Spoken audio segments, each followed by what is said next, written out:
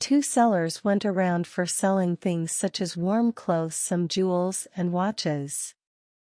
Both of them crossed one of bigger rivers and entered a small village.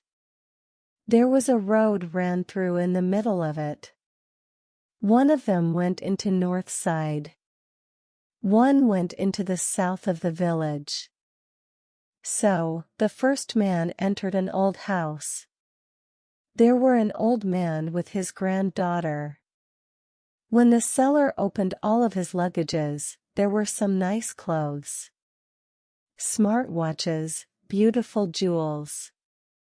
They all interested the old man's granddaughter. So, she eagerly begged him to buy her one of nice coat and a watch. But an old man couldn't afford them, because he got very little money. Anyhow, his granddaughter was angry with him. At last, he remembered that he had an old cup at the corner of his house. Then he said to the seller, "My granddaughter prefers your things so much. She wanna get your beautiful coat. I can't afford it. But I only have an old copper cup. If you agree with me to exchange one of your clothes, I will do it." The old man picked up it and passed it to him. At first, the seller wasn't very pleased to accept it. When he checked it carefully, the old cup wasn't a copper cup. It's real gold cup. He preferred it, but he didn't want to give anything of his to the old man. Then he replied, "If you give me free, I will take it, but if you can't, it's nothing to me. I can't give it to you free." When he checked it carefully, the old cup wasn't a copper cup. It's real gold cup. He preferred it, but he didn't want to give anything of his to the old man. Then he replied, "If you give me free, I will take it, but if you can't, it's nothing to me. I can't give it to you free. Because sometimes it's also useful for me," replied the old man. Then the seller kept all of his things and went to another house. His granddaughter didn't satisfy with the event and cried. 20 minutes later, the second seller entered the old man's house to sell his things too.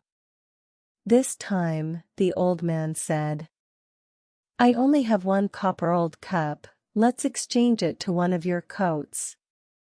Here it is." Then the seller checked it and said, "Wow, it's real gold. It's more worthy than all things I have. I will give you 300,000 bath for this one. Then you can choose whatever you want with my things." "Oh, really?" said the old man. "Really? Okay, I agree with you." Then he was quite pleased to hear that his granddaughter could choose everything as she wanted. Both sides satisfied to each other with the price of it. Then the second seller left. 15 minutes later, the first seller came to the old man again after he thought carefully of it.